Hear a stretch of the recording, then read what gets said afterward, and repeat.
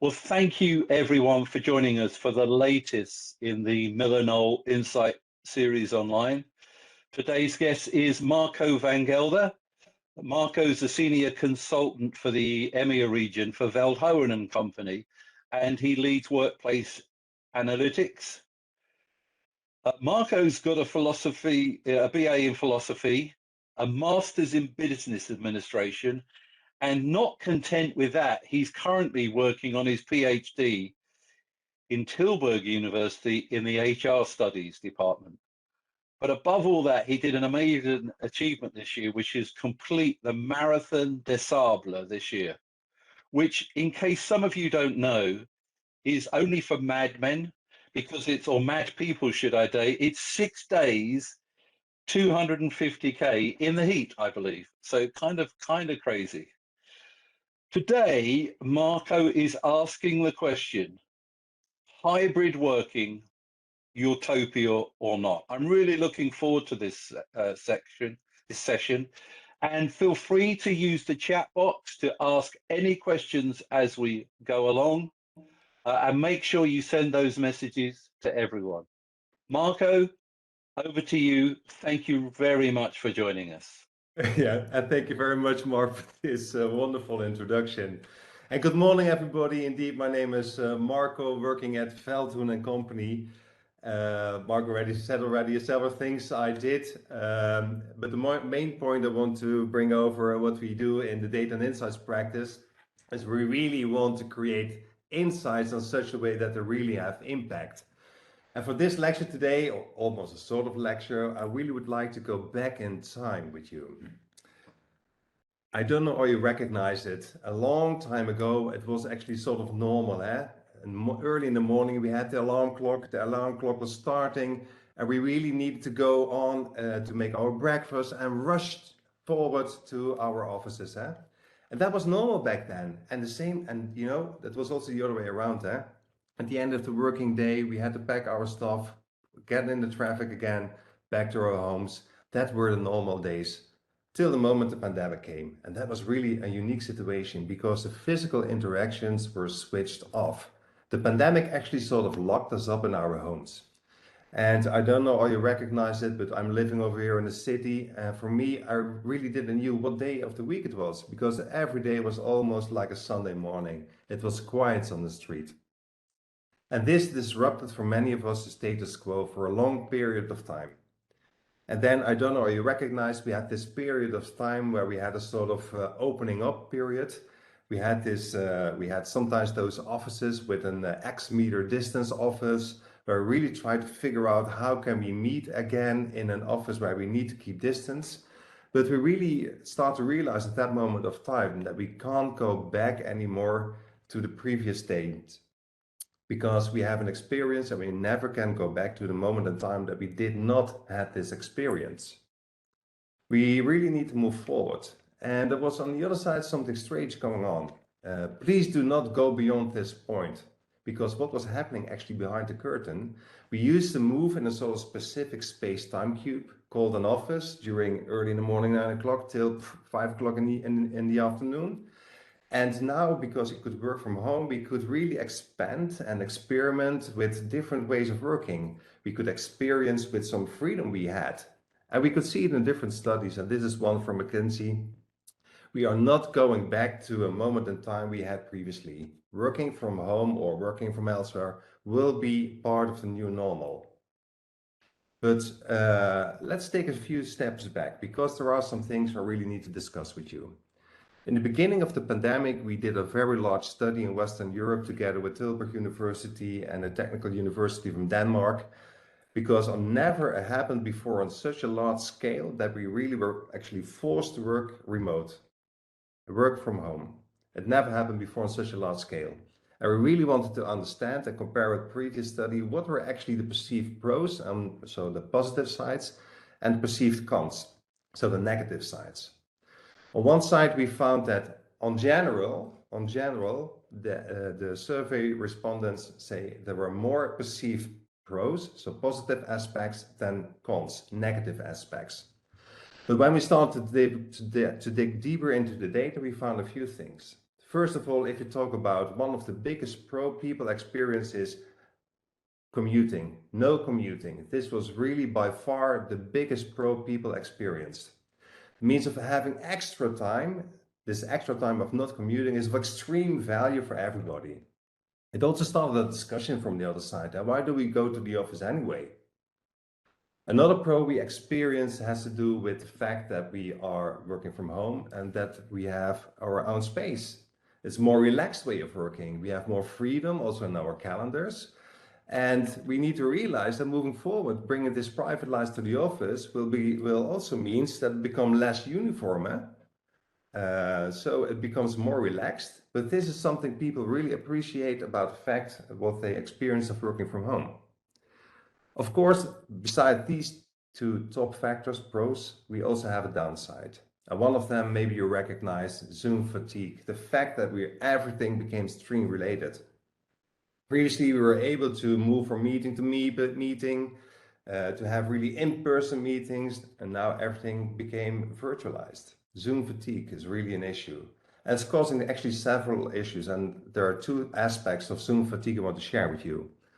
One has to do with the content overload, because to make it more practical, I thought maybe you recognize it, a lot of meetings in our calendars.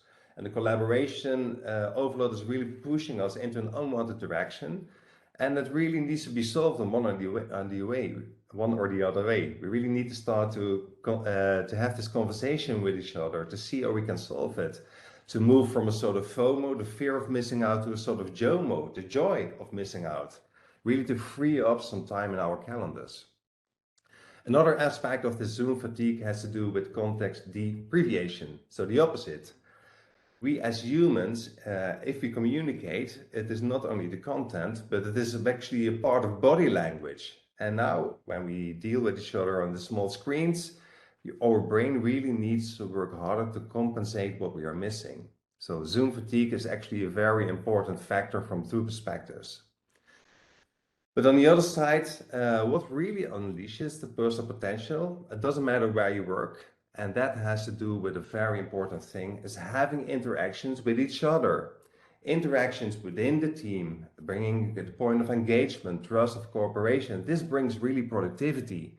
And even if we can do that in a wider network, we are really come to the point where we can step outside our teams to explore things. And that's really where it was hindering us while working from home. We had to take care of this mental health being during social distancing. We have seen so many cases in the data which had to do with collaboration overload, where employees' calendars were so packed that they really need to take care of the personal health being. And we see it also in the data from another perspective. We could see that the social networks, that this really starts to change over time.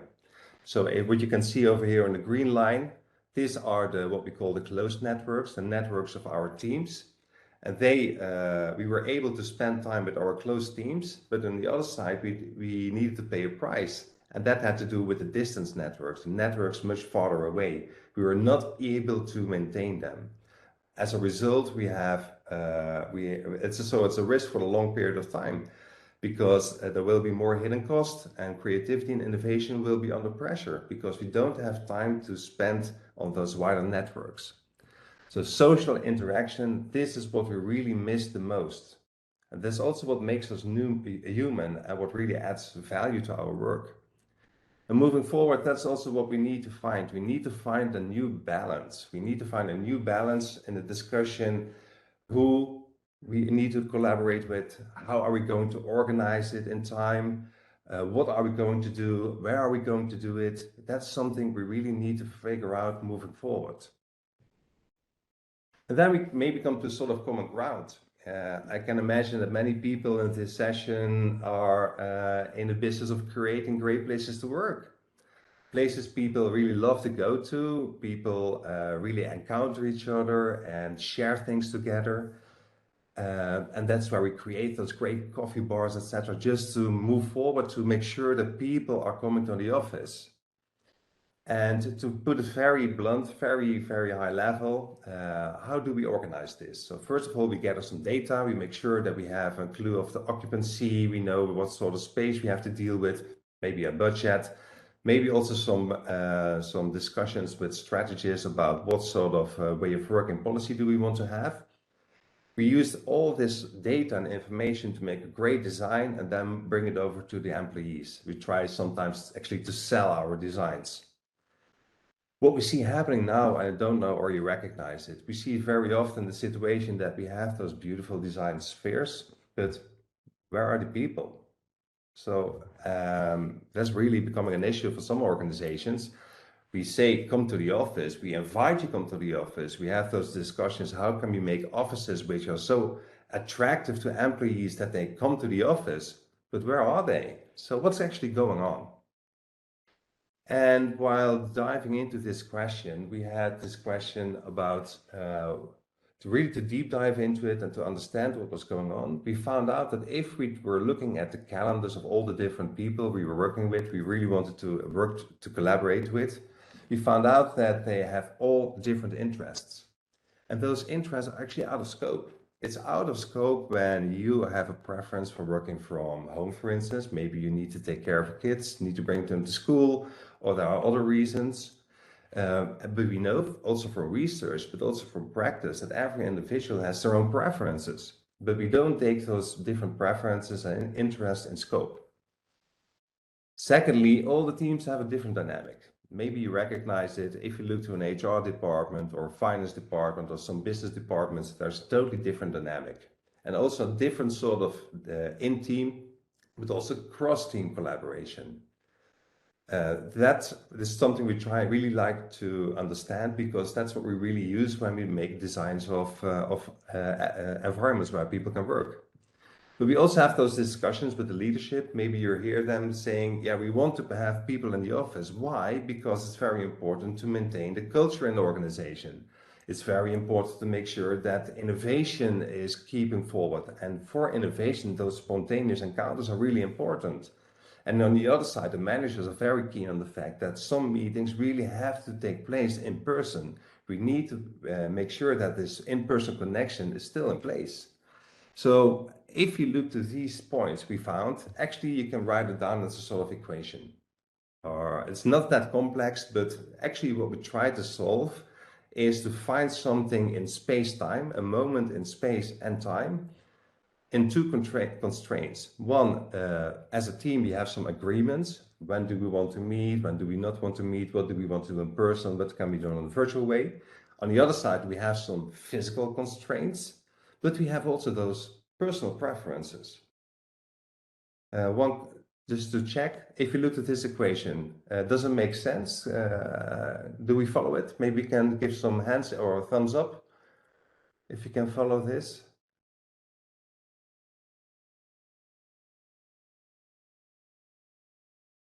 Looks great.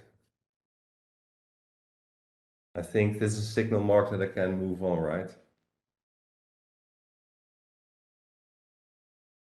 So, question to you. If you looked at this equation, how many options are there?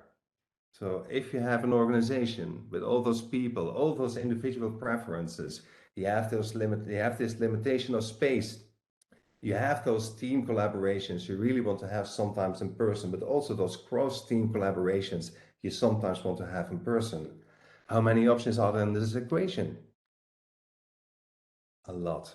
Really, really, really, really a lot. And actually, the options are so many that I want to make a point. Hybrid way of working is here to fail. And why? Due to our own limitations, we can't solve this equation. And let's show you why. Because actually, to make it very simple, what is it we want to solve? This is an office. And if you look at the people who are in the office, on the left side we have, and that's for everybody, we have a personal preference. We want to bring kids to school. We need to take care of somebody. Maybe there are some activities. Maybe I do a lot of focus work. I just want to do it at home because I like it. I have the space where I can do it. There's no distraction. Just let me do my job from home. Maybe also the other way around. People just want to go to the office. It doesn't matter what sort of activity. They just want to be in the office for the personal reasons, and that's okay.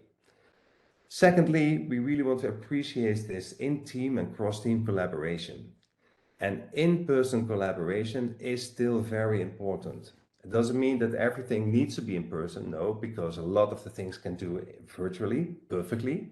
But in-person encounters, especially also cross teams, are very important. On the other side, on the right side, spontaneous encounters. You don't want to have a situation when you go to the office that you just see the regular people. You want to meet the people you didn't see for a week or so, or 2 weeks, and just say, hey, how are you doing? Let's grab a cup of coffee together. What are you doing? Where are you working on, etc., etc. And on the other side, you really want to make you really want to take care of the facilities you have. You don't want to have a situation where nobody's in the office, or you really want to optimize everything from a facility management perspective, but also from a real estate perspective. So you really want to optimize it. And in the different assignments we worked on with clients around the globe, we've seen different solutions for this issue. One of the solutions is actually very simple. Let's call it the good old days. We all go to the office. So that's what you see happen on different ways. Maybe you read it in the news, where organizations say, we want you to go to the office. Why? Different reasons, but just go back to the office. You want to stay as it was. You want to keep it as it was. On the other side, we had these discussions with teams where they really tried to solve this equation, and they ended up on Tuesday and Thursday. If everybody goes to the office on Tuesday and Thursday, then we can meet with each other. We can do the cross-team meeting. We can do the spontaneous encounters. But yeah, the thing is, it's not really efficient use of the space. We also have another one, measuring. You know, those organizations who really use sensors in the building, they put sensors everywhere. That's really a way to understand how the facilities are being used. Is it full? Is it empty? What day is it being used?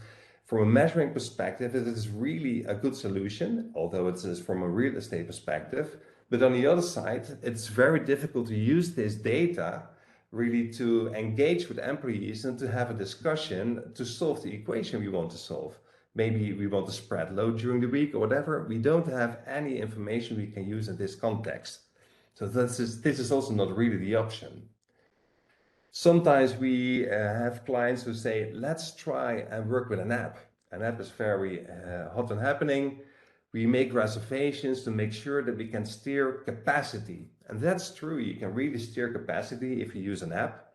But on the other way, it's the same issue. You can't steer the collaboration you want to have. You can't steer the people who are using the app to meet at specific moments and times. So when we were having this discussion with all those clients, facing to this equation and finding a way how to solve it, we realized as founders of activity-based working, what actually are we doing? What we believe in is that it's all about making a conscious choice. We try to find a sort of win-win-win, where the employee is happy, where the team is happy, where the organization is happy, where different aspects of the formula are being optimized. If you look to activity-based working from a wider context, or from a hybrid way of working context, it's actually we're talking about the same. You can also apply the whole philosophy of activity-based working in a wider environment. So while doing this, we engage with the people on the floor again, and we ask them, what do you want to do? So just a very simple questions. We start to engage with them like we do in normal ABW projects as well. So first of all, we ask them to write down their personal preferences. So when do you want to work from home? When do you want to work from the office, etc., etc. So really to have an individual build. Secondly, we ask them regarding the teams, what are actually the collaborations you have within your teams or cross teams? You can ask this, but you can also use different sort of data to really understand this. Sometimes we use survey data where we build social networks. Sometimes we use other data, which can be objective data from the usage of collaboration tools to really make sure that we understand the dynamics of the social networks in teams, but also across teams, to really understand this collaboration. Thirdly, what are the limitations? So this can be square meters, available all of facilities. And lastly, what sort of spontaneous encounters do we need to have in this organization? And you can imagine this can differ per function, but you really want to make sure that there is some spontaneous encounter. But then again, you come to this formula. What we did in the beginning is we tried to solve this manual. So you remember the options we have. This is quite a lot, but we really made it a serious encounter to solve this manual. And then all of a sudden we realized, okay, this is doable. Let's call it doable, but it's very difficult. The question is also, is it maintainable over time? It's not, at least one thing for sure, it is not very efficient. So, and then we thought about February 10. So question to you, February 10, to be precise, 1996. Does it ring a bell? Besides somebody's birthday.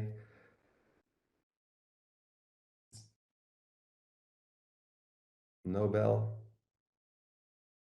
That was the day when Deep Blue won from Garry Kasparov in chess. And this was actually the first time when, in this case, the person on the right was actually communicating via a screen and a keyboard with AI. And actually, if you talk about AI, it's actually not about solving the complex equation, but it's actually looking at many options and combinations at the same time. And that's why we're talking about if you want to make hybrid ways of working possible. So that's what we did. We moved actually to ABW with AI inside. And we worked together with a few AI experts, really to deep dive this question. And we were able to actually optimize all the different functions within the constraints. And okay, maybe you say this is just theory. So we did it also in practice. So we had this, in this case, we are talking about a situation during COVID, very small, just 650 employees plus, some 300 plus seats, some projects and teams, 168 in this case, and 12 floors. And we made this planning manual. And but also we moved forward because we got some experience, where we moved forward towards, in this case, more than 7,000 employees, up to 103 office floors, and more than almost 1,500 projects and teams. And we were able to, for all these people, we really understood what is your personal preference. If you look to the teams, what is the collaboration you need to have in your team to be productive? If we talk about the cross-team collaboration, what do you need to be productive? And on the other side, what are the office floor we have? How can we make sure that we use everything we have? And then we started with the calculations. And remember, we were looking at those four things. Left, we want to have the individuals, the team, cross-team collaboration, also the spontaneous encounters. Very important in this case, and we hear it more often from HR to make sure culture stays on par, but also from different leaders who want to make sure that spontaneous encounters still are in place because of the fact of innovation. And this is what we were able to realize, because based on these individual preferences, which could be 2 or 3 or sometimes 4 days in the office, we were able to beat the manual calculations with 60% more overlap to collaborate.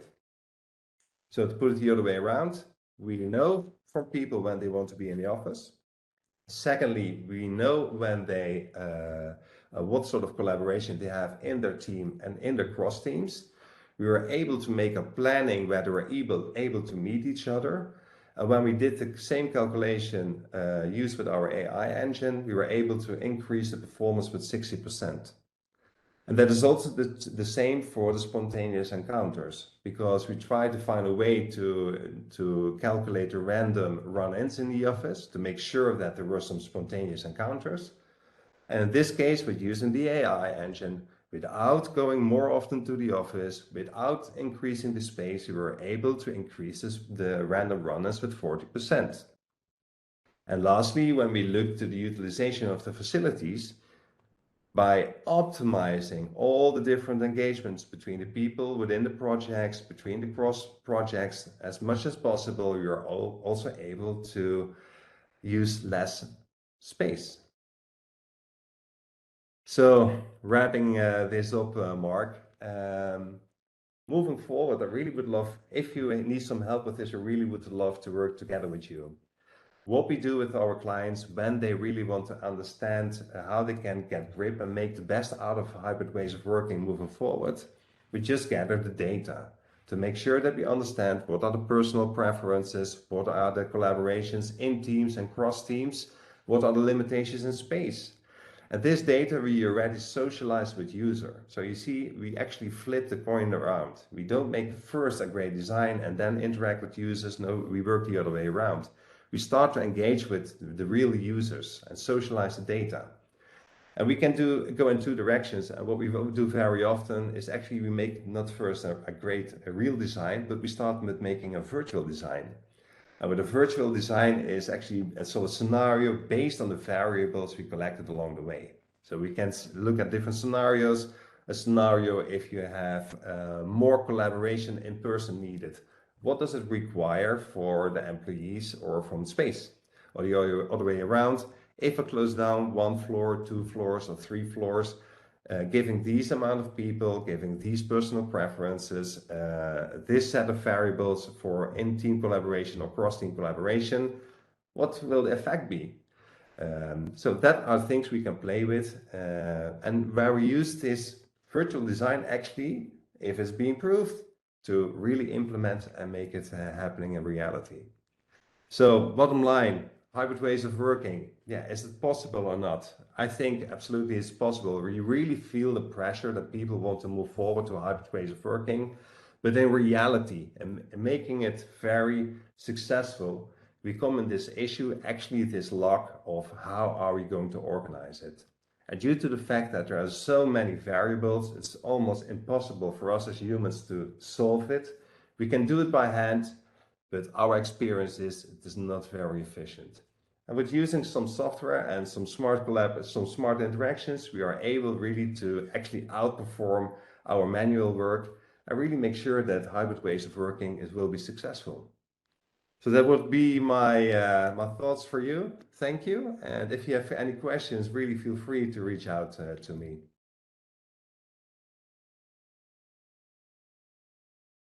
Marco, thank you very much for that. I have a few questions. I can't see any in the chat box, but if anyone has any questions, then please feel free to put them in the chat box. I'm going to get on to your AI and some of those kind of ideas, but I keep hearing that maybe we should never have adopted the term hybrid. Do words matter? And is there another term that could have been used? It feels like, we say the cat's out the bag. Hybrids become the word that everyone uses, but is it right? Oh, that's a good question, Mark. No, it's absolutely not a right question because I think it's bringing more disturbance to the table than is necessary.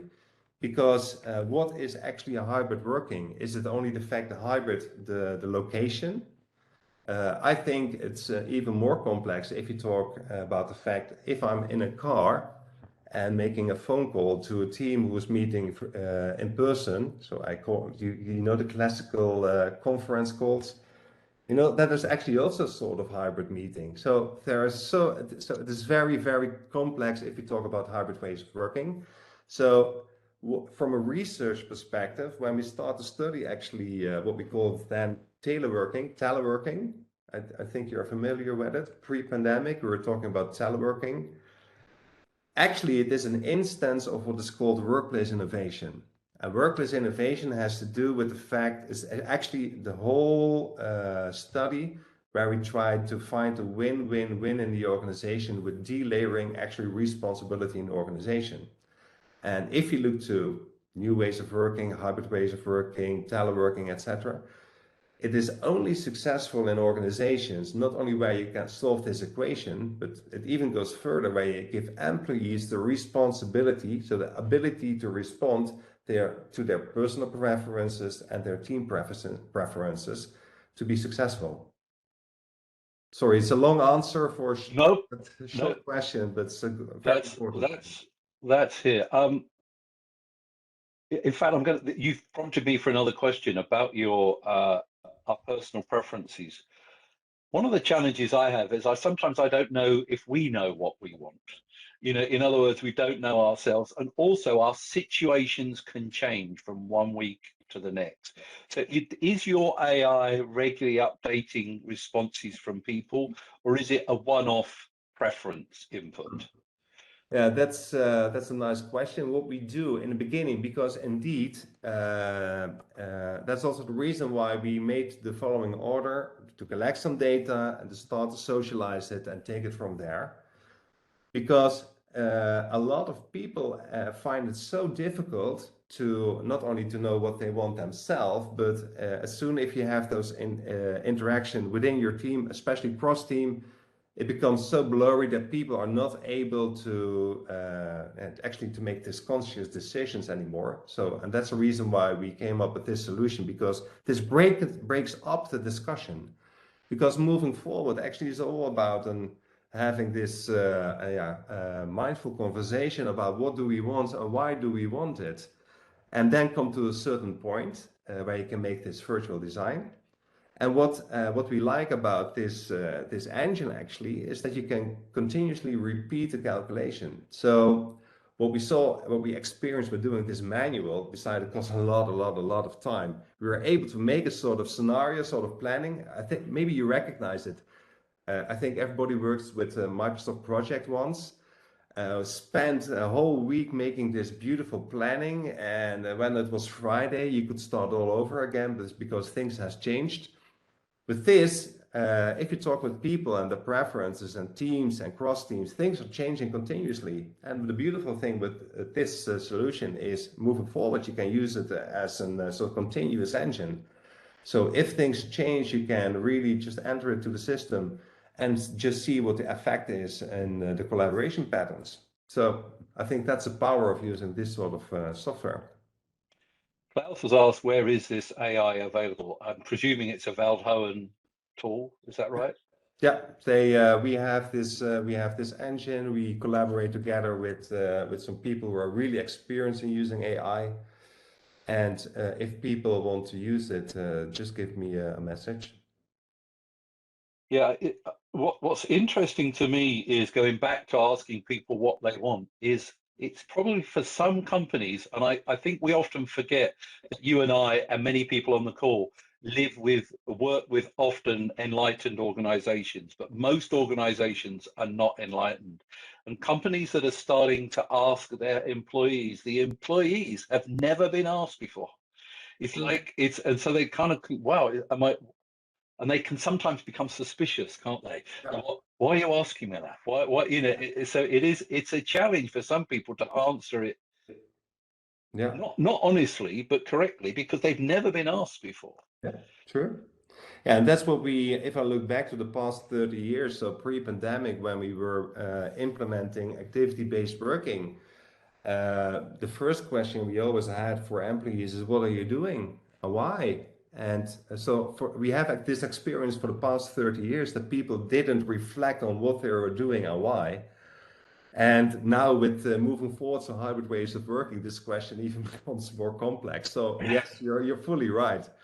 But I think to be successful in life, it's sometimes very good to reflect on what are you doing and why, and just to make sure that you go into a direction where everybody's happy.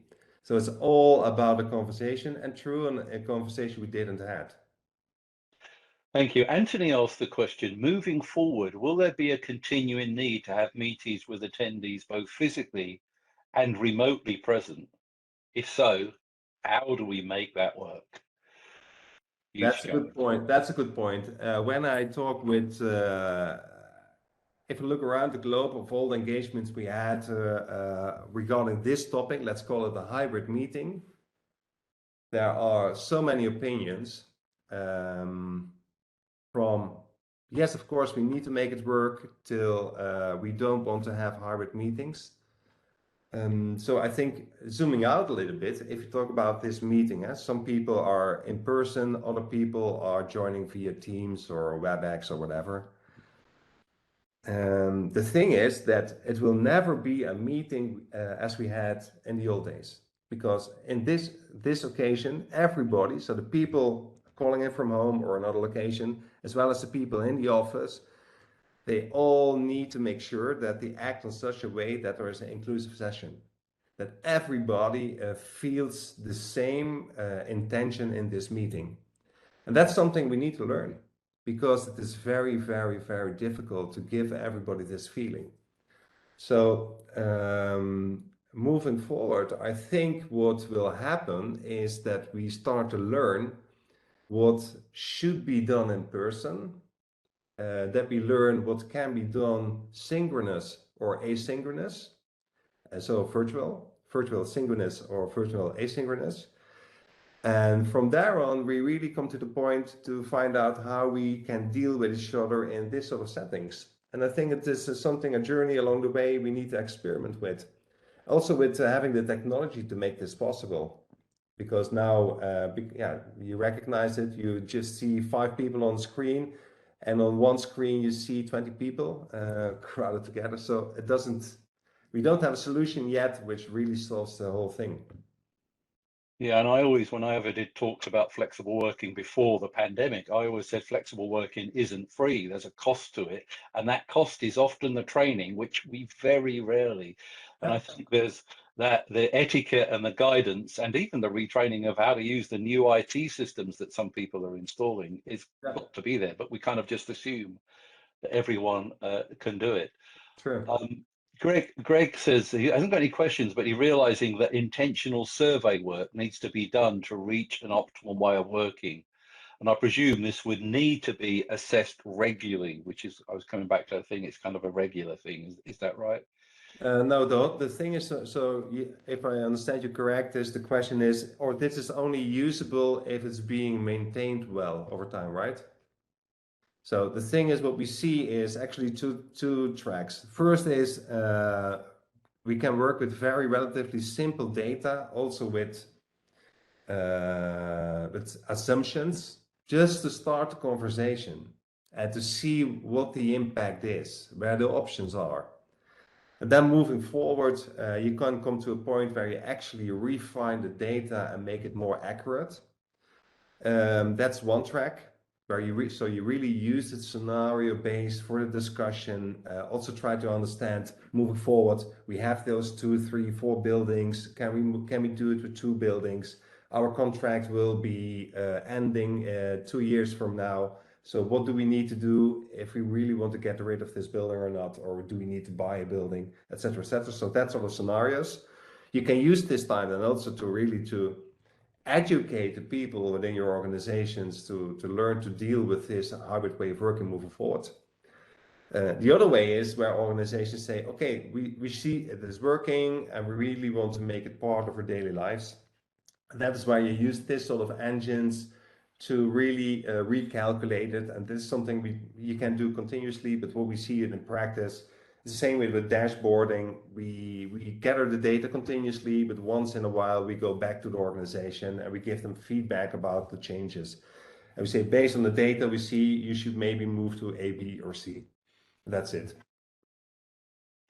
Thank you. And Ilona raises the issue of trust when it comes, that a lot of people still want control, and I mean leadership, I think is what she's talking about, that command and control. And how do we introduce trust into this?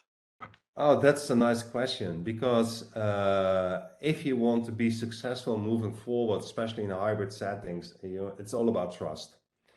The thing is, and I think you, Mark, mentioned also just a little bit in the beginning, from due to the fact that as an employee you can share your preferences, means that they are taking into account in the equation moving forward. You as a team member, having this discussion with your teammates about what do we want to do in person, what, etc., means you have a stake and a position on the table in this discussion moving forward. From a leadership perspective, what we experience is they are concerned about one, look into all the facilities. How can we make sure that we don't get a situation where a Tuesday and Thursday everything is packed and full and people can't come to the office anymore because it's too full, while the other days it's empty. So that means that we can throw our food away we have in the kitchen, etc.